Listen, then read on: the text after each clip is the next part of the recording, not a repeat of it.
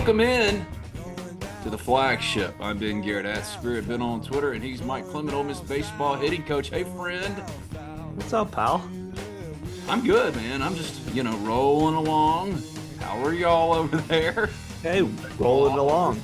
The recruiting season has started a little bit earlier than what we'd like, but where we're at. Clem, what happened? What happened? When we talked going into the year, we talk all the time, so I don't remember the last time. When we talked going into the year, you had optimism. Some things had to go well. Some things had to, like, one of the first things, JT, Quinn, and Grayson Sonia had to take the year two step, or second year step that the great Kessingers took when they were hitters. Same thing, except on the pitching side. That obviously didn't happen. Injuries happen, blah, blah, blah. But from a coaching standpoint, nobody wants to win more than y'all.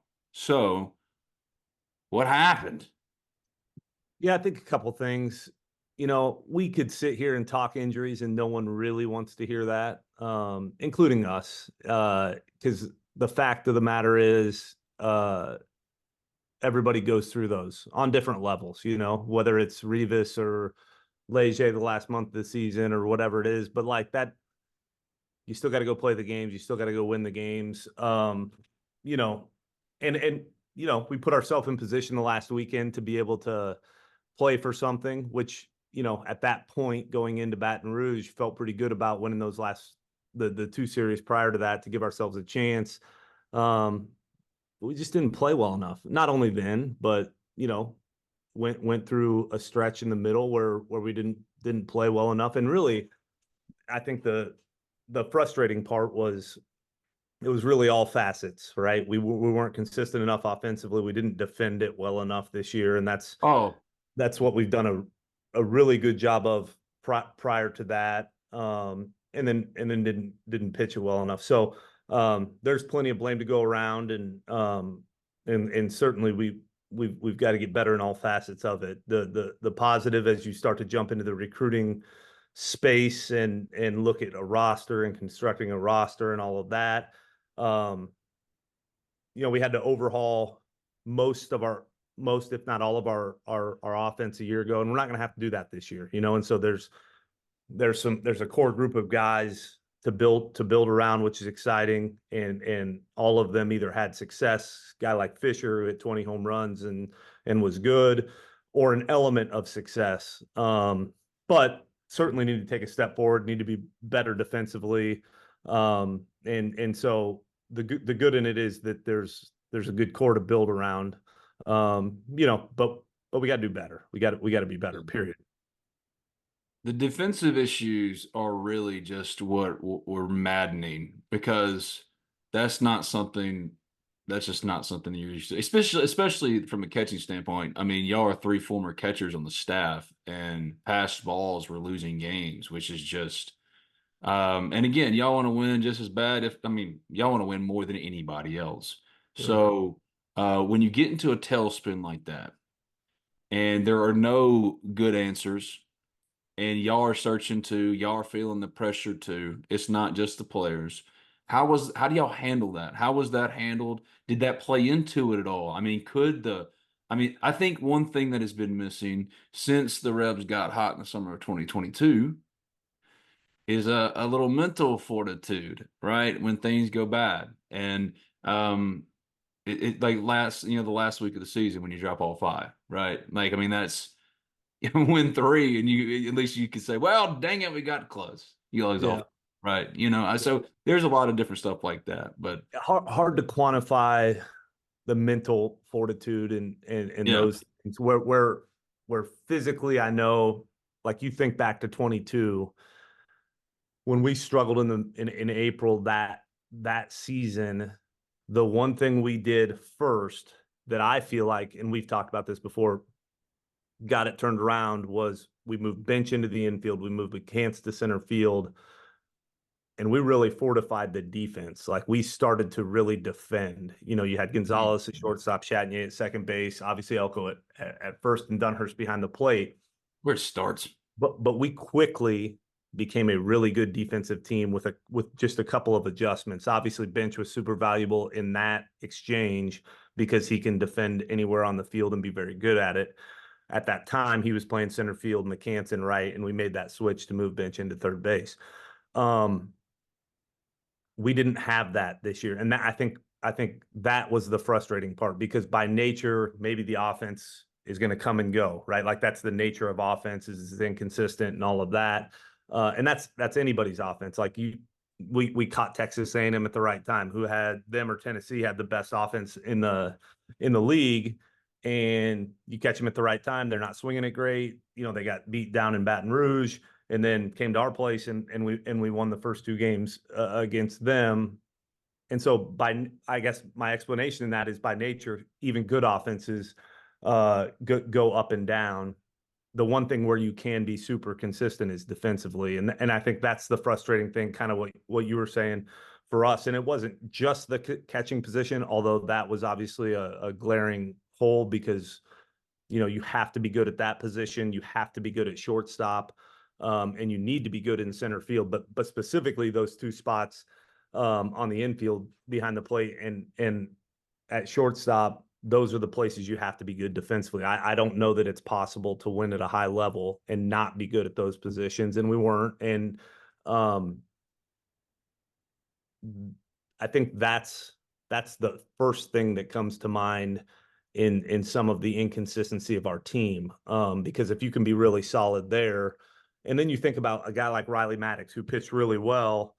Well, he's not going to punch a lot of guys out. He's a sinker slider guy. He's going to get a ton of ground balls. And you got a defense that can't catch behind him. And you have to defend when a guy like it. Now it's a little different with Doyle, who's going to strike a bunch of guys out.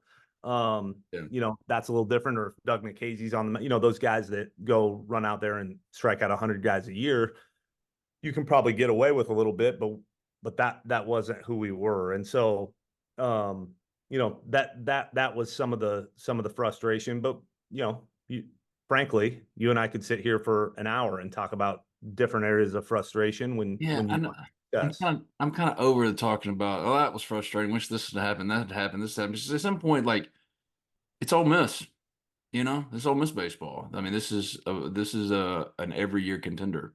That's I right. think one thing that Chase Parham, our buddy, we did a crossover kind of podcast on Friday, and one thing he brought up because you're trying to diagnose, there isn't an easy fix. Maybe Ole Miss was late to the portal game. Maybe that's a criticism. All right. Maybe. I don't know. Because Ole Miss killed the portal last summer and it wasn't, you can't build it like in football, right? You can't just go out there or in basketball. I need four guys. I need a starting point guard, a two, and you know what I mean? Baseball Yeah. is a little different. And especially when you consider that Ole Miss was recruiting to and signing premium positions, right? So what is learned then? The But uncertainty is gone. You're not thinking, oh God, am I gonna have to clean up my office on Monday? The season is over. You know that um the transfers that you did get, Luke Hill, what he is here compared to Arizona State, maybe he's not a shortstop, he's a second baseman. All of those things, right? Now that everything is settled, it's just evaluation mode. And now, how do you go from 27 wins to back to the postseason where Ole Miss yeah, belongs? Forgetting all the other stuff, right? I think a really good point from a portal standpoint that's probably good for people to understand is in baseball, you still have to. My opinion is you still have to have the core group of players that are from the high school ranks. Like you look at any time we've been successful, it's that. Now, maybe some of those are pre-portal, but you even look around our league and pick a team who you think is good, and you will see the popular thing is to look at the portal guys, whether it's Braden Montgomery at Texas A&M, or any of the guys at Tennessee, Billy Amick. But with those teams, you look at Tennessee, Blake Burke, Christian Moore, two of the best hitters in our league, high school guys from Tennessee. And so I think your point's a good one from a portal standpoint that may be a little unique or a little bit different in baseball is you have to recruit and develop your high school guys. I believe that wholeheartedly.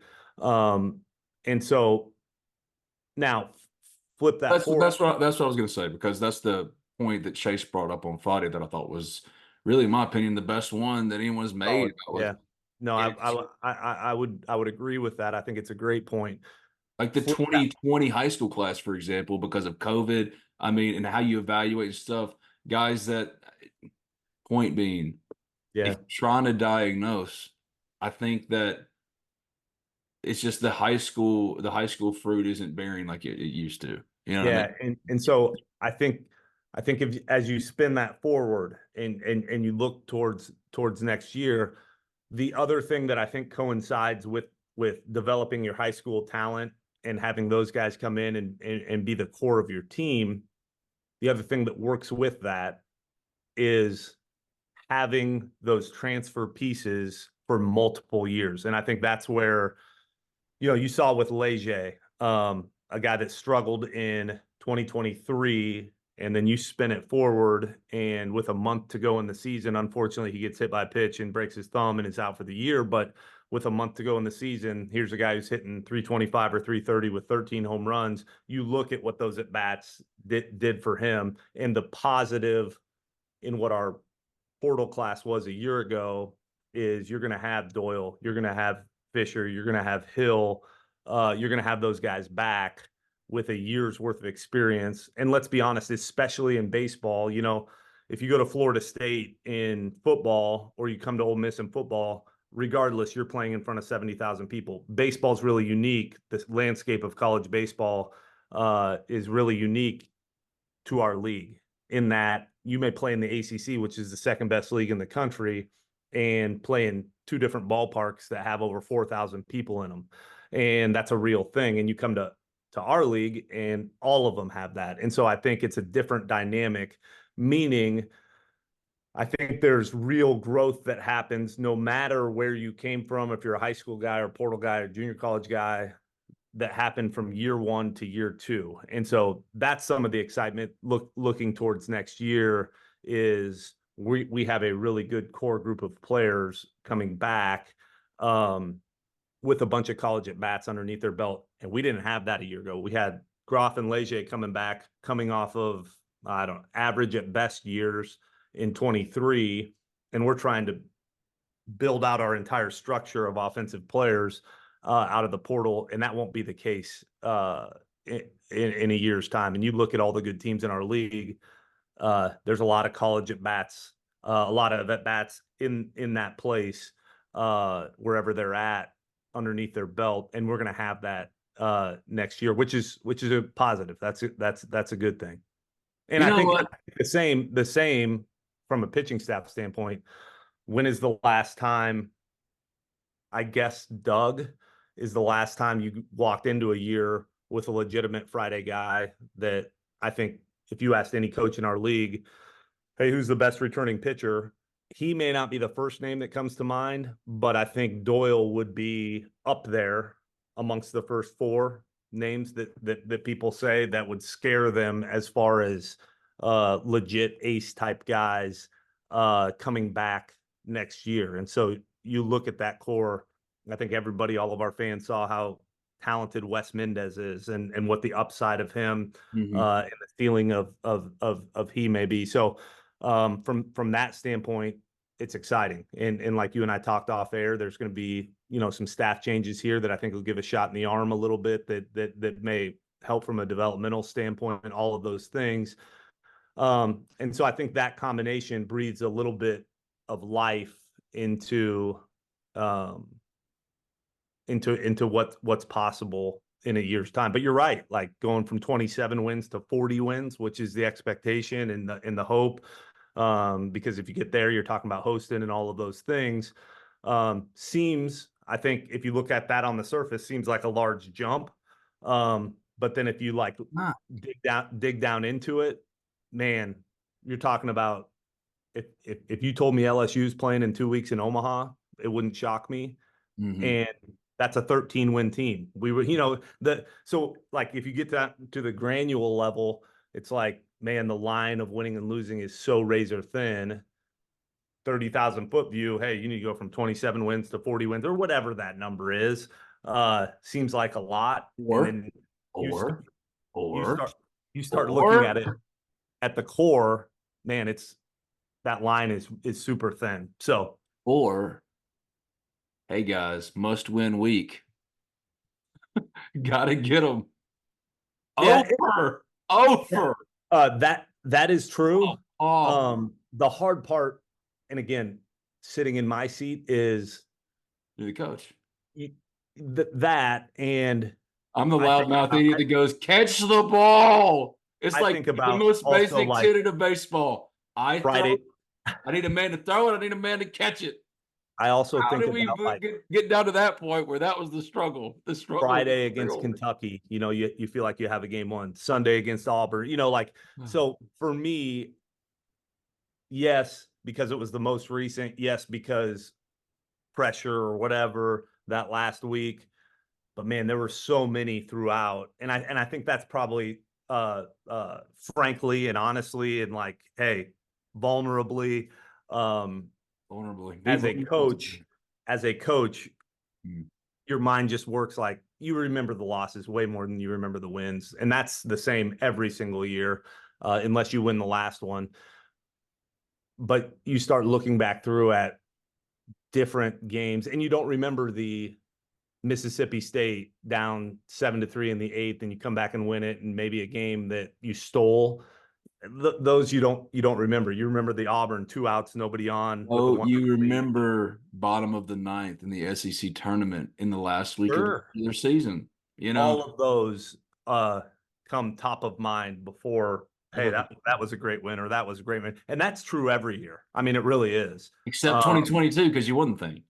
correct. That No one one you cares about the 2 months of losing in 2020. no It's got to no be those done. become a distant memory. You Yeah, remember the banner that's on the wall. yeah.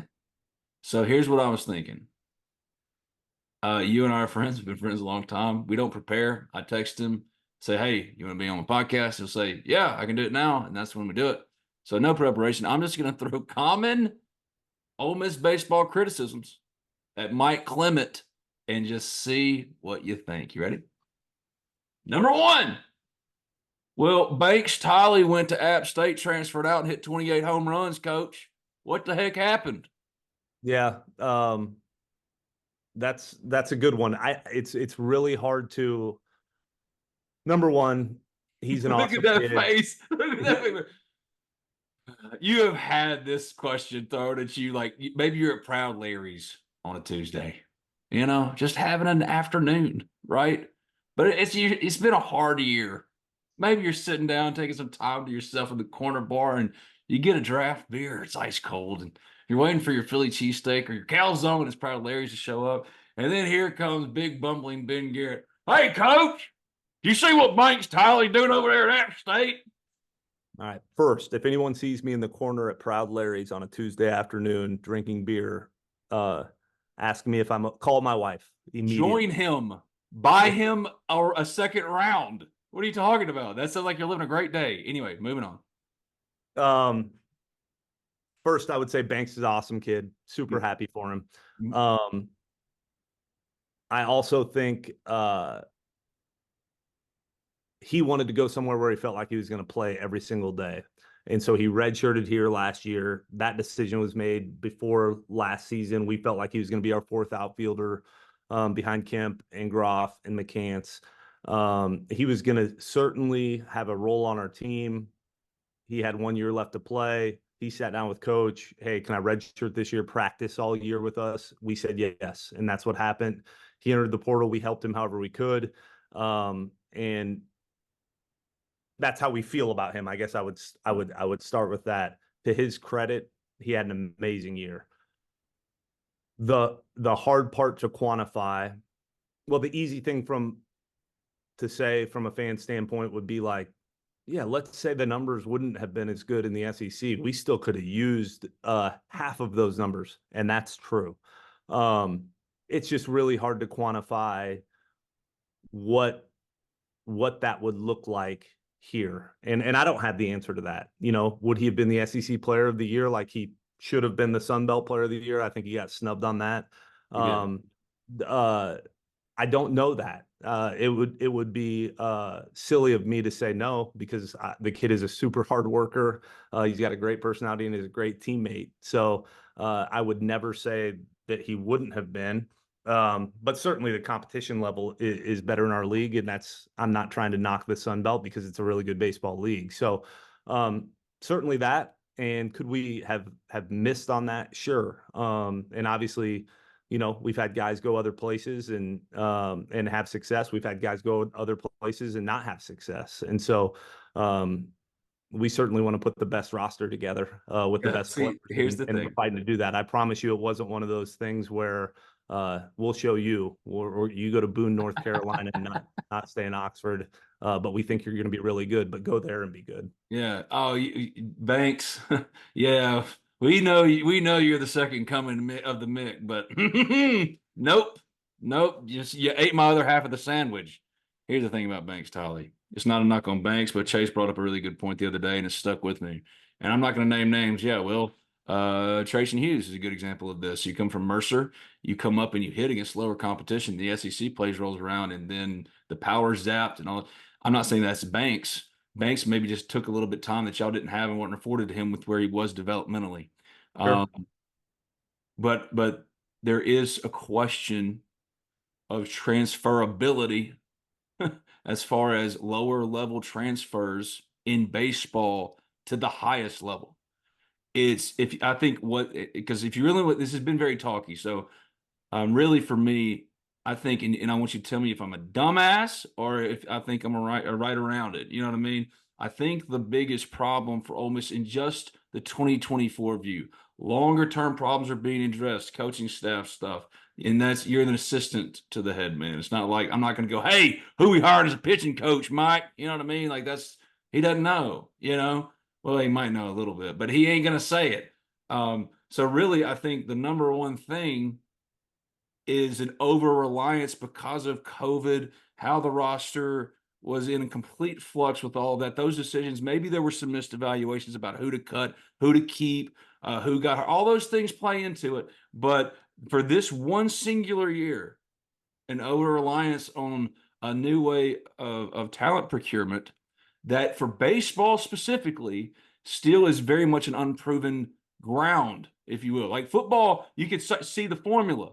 I need an edge, a three tech. Look, Trey Harris was a quarterback in high school. He was a senior when he became a wide receiver in high school. Went to Louisiana Tech and became a Blitnikoff Award candidate in 2 years because developmentally it's different in football that way.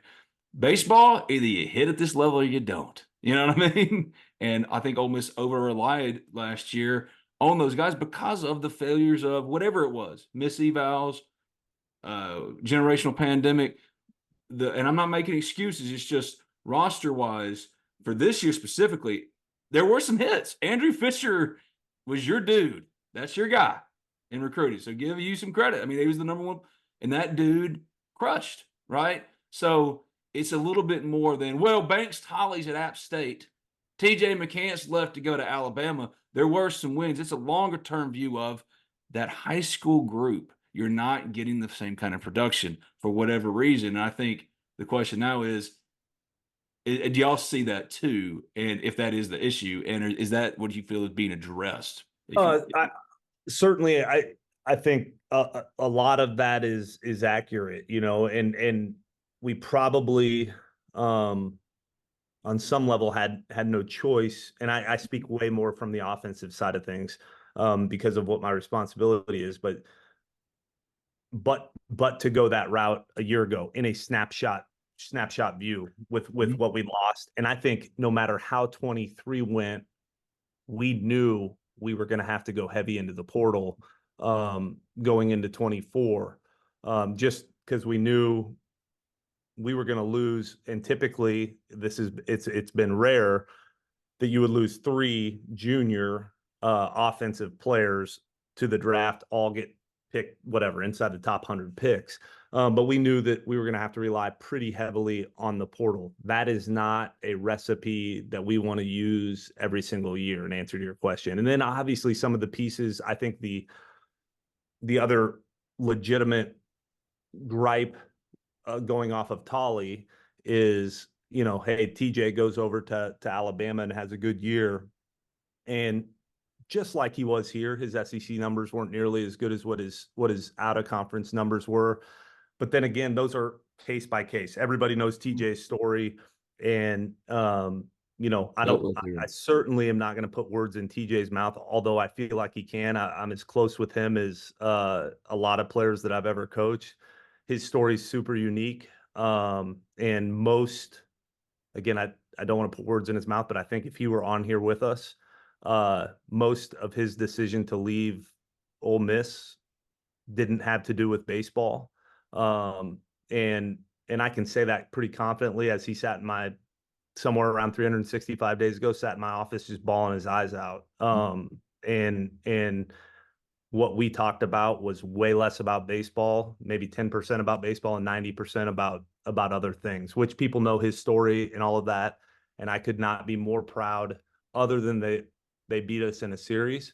I couldn't be more proud of his production, and that's the human side of me.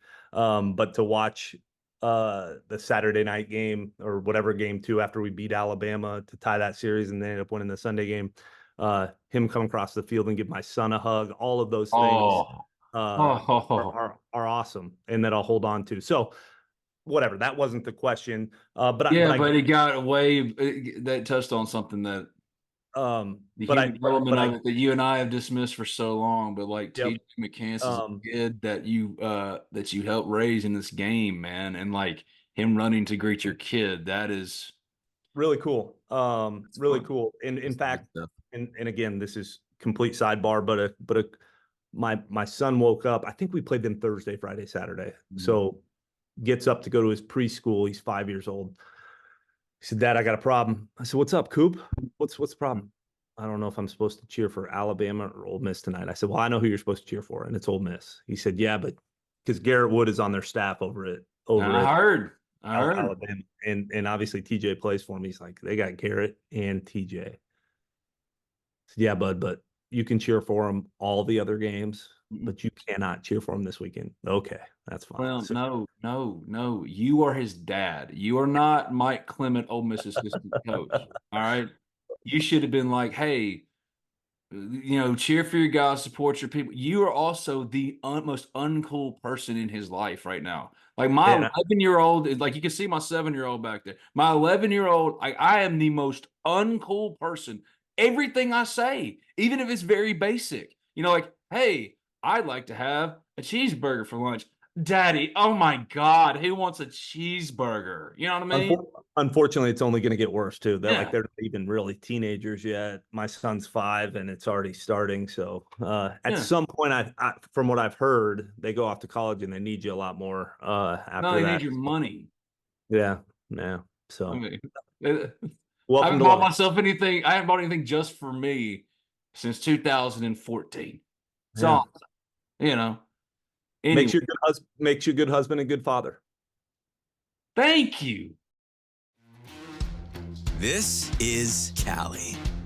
With C Spire's blazing fast nationwide 5G network, she's got her fans in the palm of her hands. Live streaming her Mississippi Blues from her phone wherever she is, to out there wherever they are. Right now, get the latest 5G phone on us. Only at C Spire, customer inspired. The car buying process can be a lot. I know, I've been there. You just want to get in and out with a new car and the best deal. Simple. Allen Samuels Chrysler Dodge Jeep Ram of Oxford keeps it simple. They're going to take care of you, get you in and out with your new vehicle with a great deal. Their inventory right now is priced to sell, and what separates Allen Samuels Chrysler Dodge Jeep Ram of Oxford from any and all competitors is they aim to address each of your needs with the utmost respect, care, and attention to detail. Contact them today at 662-234-8000. That's 662-234-8000. Stop by and see them in person at 2201 East University Avenue in Oxford. That's Allen Samuels Chrysler Dodge Jeep Ram of Oxford to find your next perfect car, truck, or Jeep. Allen Samuels, let's be friends.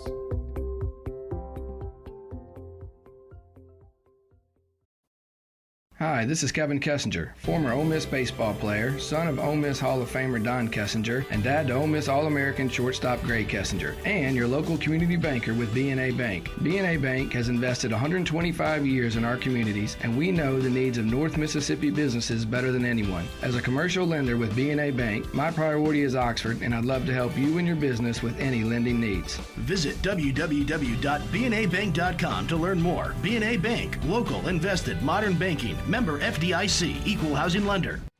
Protecting homes and businesses from the whims of nature, you need more than just quality materials. You require Riverland Roofing. Licensed, insured, and certified, Riverland Roofing offers not only the assurance of excellence, but a tailored approach to your unique structural needs and budget. To learn more about what Riverland Roofing can do for you and the community, call them at 662-644-4297 or visit riverlandroofing.com.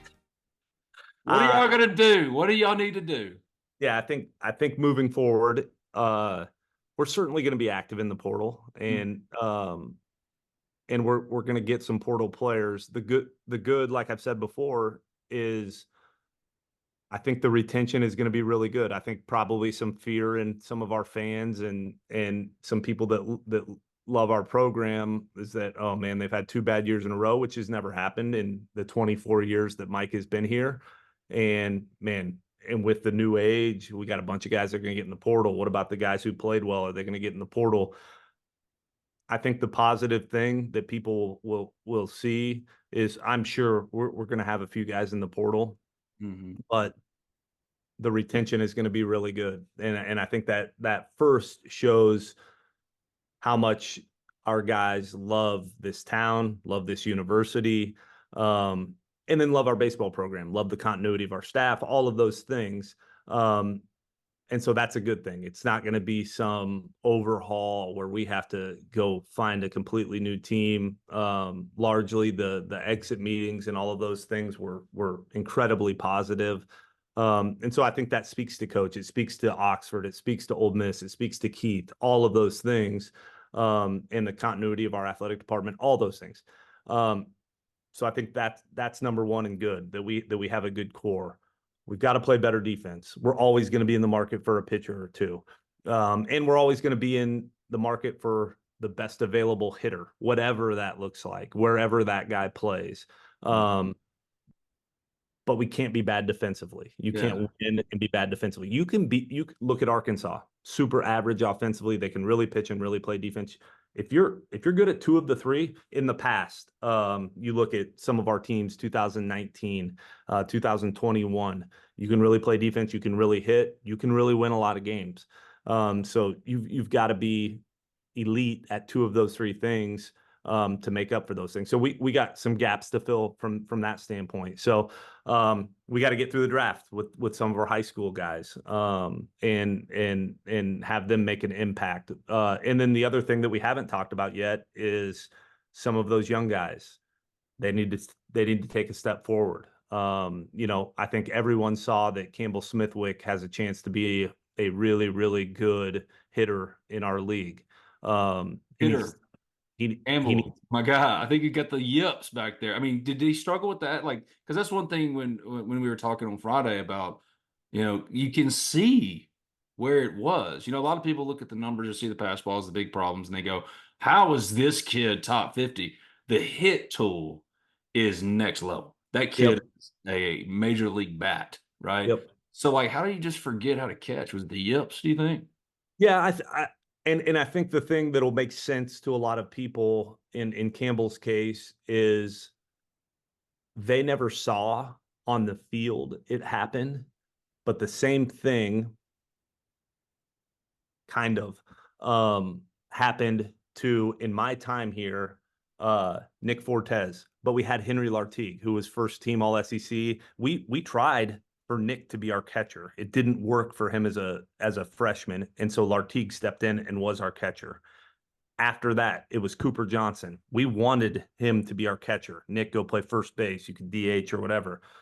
Cooper really struggled, and he's the best defensive catcher I've ever coached, but he struggled defensively. Obviously, he struggled offensively too, but he struggled defensively, and so Fortes goes back there. We didn't really see it with Dunhurst, but his freshman year was the COVID year. And so I don't know how that turns out. He was going to be our catcher and all of that. But he only had a 16 game sample size that year. And so what really happened, and thank goodness for Birch, he was able to get back there, and really unfair to him, what we recruited him to be, he was. We just didn't think he was going to be our everyday catcher. And so in Cam, I don't even know if that's in Campbell's defense. That's just realistically what has happened over the last decade almost, with our catchers. And so he's going up to the Cape. There's only 2 catchers on his team. He's going to catch every other day. And I think that's going to be super healthy for him to go up there and get away and go catch. And that's what he needs to do. He played on the best travel team in the country. And it's not like he's not caught good arms or any of that. And so kind of to your point about question what happened, was it the yips? He got sped up back there. And obviously everyone saw what the result was. And no one, he sat in my office, I don't know what day it was, maybe Thursday of last week, and no one's more disappointed or harder on Campbell than Campbell is. But you should have sent him out there to run some stairs. About 30 more. How dare he? Yeah. I mean, the beauty of that kid is that he's an incredibly hard worker. He's an incredibly awesome kid, and he's going to get better. There's no question in my mind he's going to get past that, and I think he's going to be a superstar here. I really do. Yeah. If you could, if I told you you were only going to be able to slam dunk address 2 positions particularly with plug and play, they're going to be. I mean, there are 2 Andrew Fishers. Who would it be? Where would it be? Catcher's got to be one of them. And I don't mean plug and play like someone different. Maybe it will be, because we're going to bring in a catcher. Add the qualifiers all you want. It's fine. Go. But that position has to be better.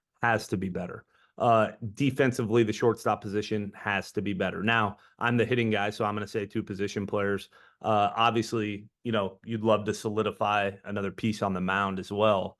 But some of that, we have a few more question marks on the mound from a draft standpoint. We just, most of our position players aren't draft eligible, so they're coming back. So that's easy.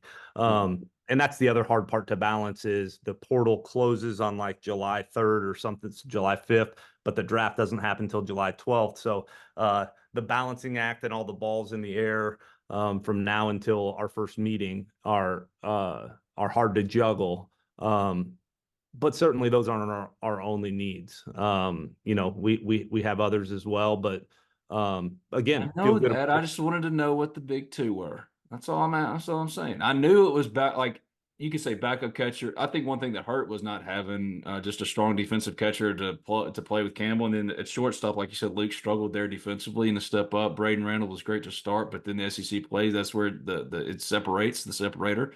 Those are the obvious ones. And when you look at what Ole Miss could potentially be doing now, what's like the schedule? You said that like the portal closes July. What'd you say? I don't remember. It opens June 3rd. June 3rd. So it's about to open up. Yeah. So what's like? What does that mean for you and Laugh when y'all like once June 3rd happens? Like, what are you going to be doing? Between now and then, and once that happens, how does that change your day to day? Yep.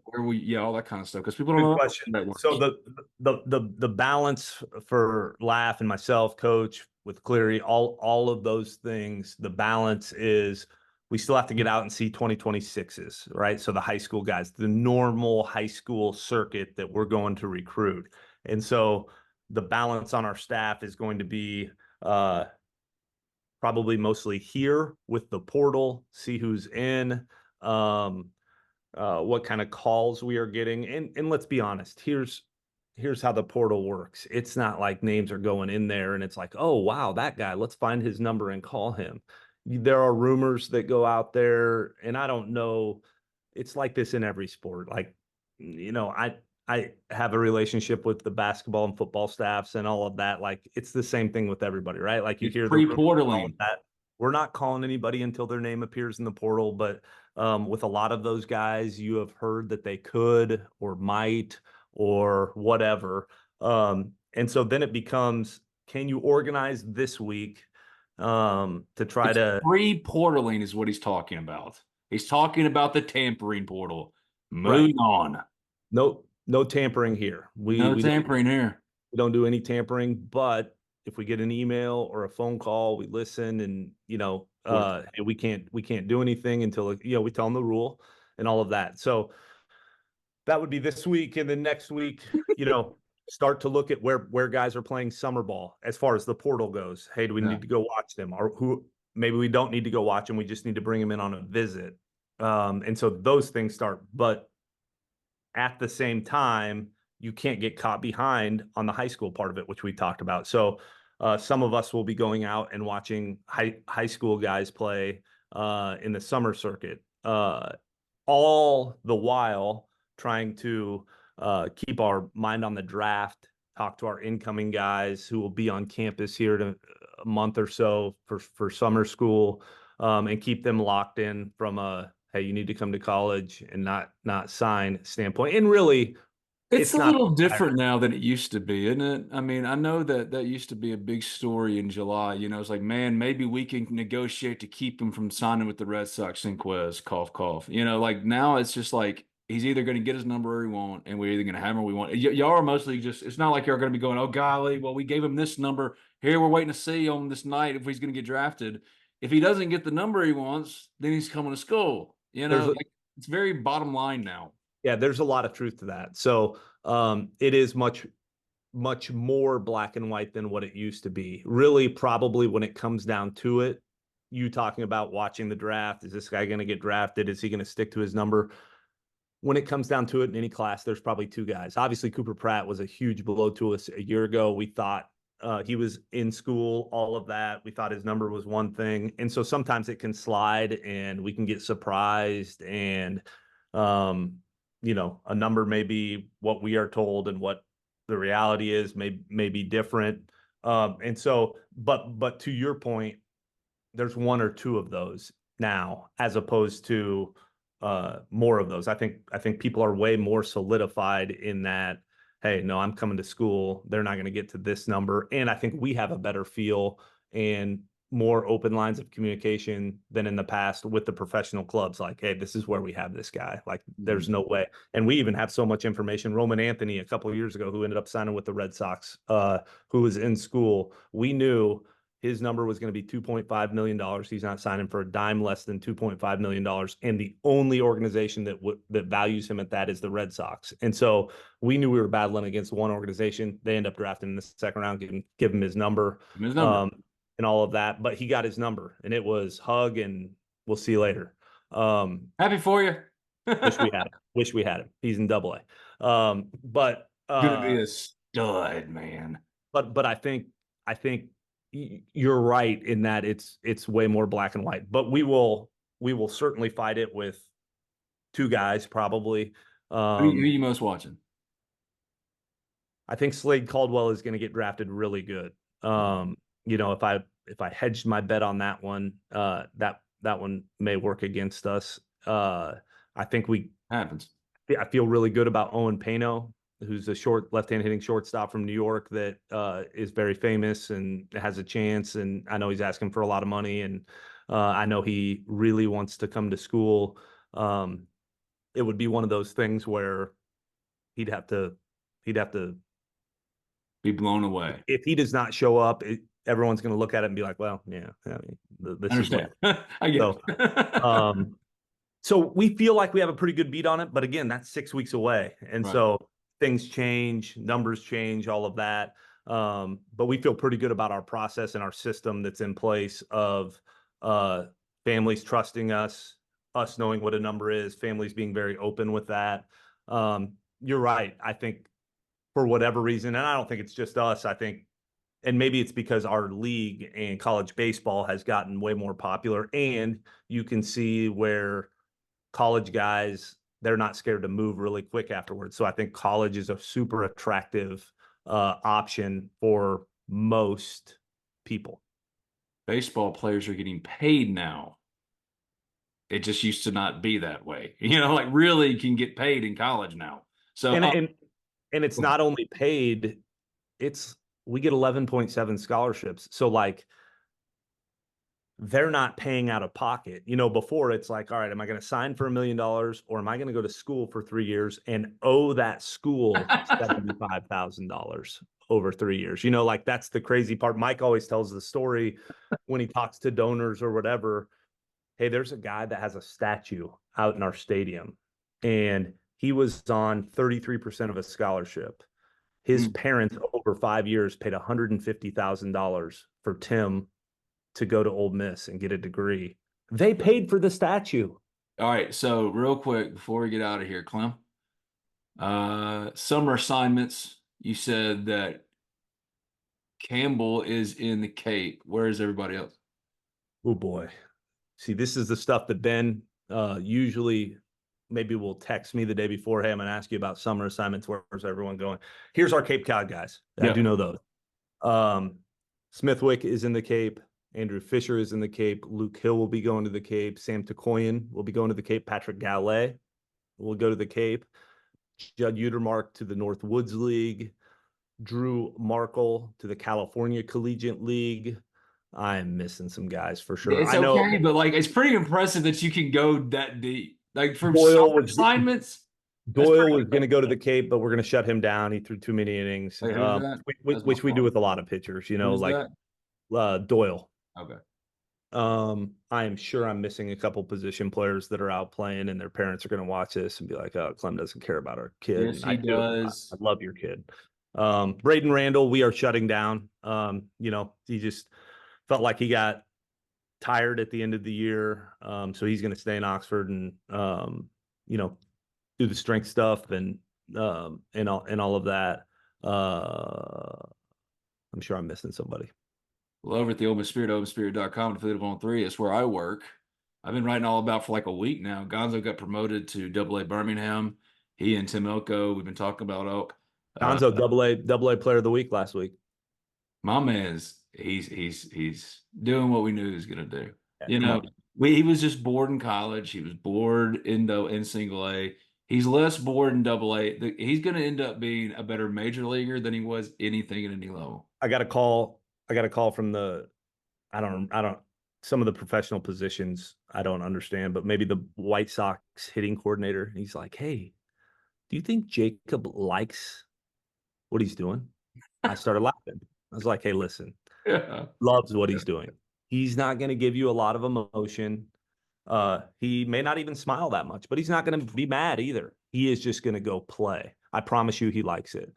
The best thing for them, and like he said, he's like, well, the good thing is his first stop, he was with Calvin Harris, and so he had someone, and now he's with Elko. And so they deflect a little bit of it, and, Jake would rather get 4 hits and then just go to the clubhouse and eat spread and then head back to the house and let Elko do all the interviews and all that stuff. So I think they got that dynamic going. So, but it's really cool that they're back together again as teammates, and Calvin's really far behind. And when you think about a lot of frustration for the last 2 years, that 2022 title team, you got a reunion there in AA Birmingham, and they've both started off hot, and they're on their way, man. And it's really cool to see, because just because Ole Miss lost some games you want them to lose this year, there's going to be some more next year, and those kids, man, they're close to, they're on the doorstep. That's really fun. They are. It's amazing how many guys we got in the upper levels of the minor leagues. It's really cool. Like James MacArthur's crushing it, bro. Yeah. In fact, I got a text. Michael Waka, who is one of the Royals starters. Michael Waka. When I was the volunteer at A&M, he was on our pitching staff. I say it that way because normally you're like, oh, I coached him. I patted him on the butt. Like when he came in, hey, nice job. Rode his coattails to Omaha in 2011. Great. Anyway, he had said that he's like, man, MacArthur, he has the best breaking ball in our organization. Like he's killing it. He's closing for him. He's done awesome. Really proud of him. Awesome kid. Is there a player that you would buy, that not named Gonzo, that you would buy the most Ole Miss stock is like, he's going to be in the big leagues, y'all better buy it now? Like minor league. Oh yeah. Easy. Yeah. You talk about bored. That guy's given up like 2 runs in Double A. Like, I don't know what they're doing. Like, just send him to the big leagues. He's old enough. He's fine. Just he's either going to pitch there well or he's not. He's the best. He's the best college. I mean, I've been in the dugout with plenty of big leaguers. He is the best college pitcher I've ever been around. We'd downsize our house. Yeah, half my salary to have him back, I would say, safely. I mean, send our kids to public school. I grew up in public school. Maybe I'm So did not. I. So did I. Public school rules. Regents is a really good school here in town, though. That's where my kid goes to. Albany High School, W.P. Daniel, it hadn't really changed since the 70s. Anyway, never eat out. Save all my money Processed food sucks anyway. for Doug Nikhazy to come back. We've just figured it out. He could have my office. I would office out of the locker room. He still has eligibility. No, he doesn't have eligibility. Point is, how do we solve Mike Clement, Ole Miss baseball hitting coach, long tenured assistant? How do we solve the issues of Ole Miss baseball for the last 2 years? And what have we come up with over an hour? Bring Doug Nikhazy back. He's Mike Clement. You're the best, my friend. Appreciate you. Hope people enjoyed it. Dude,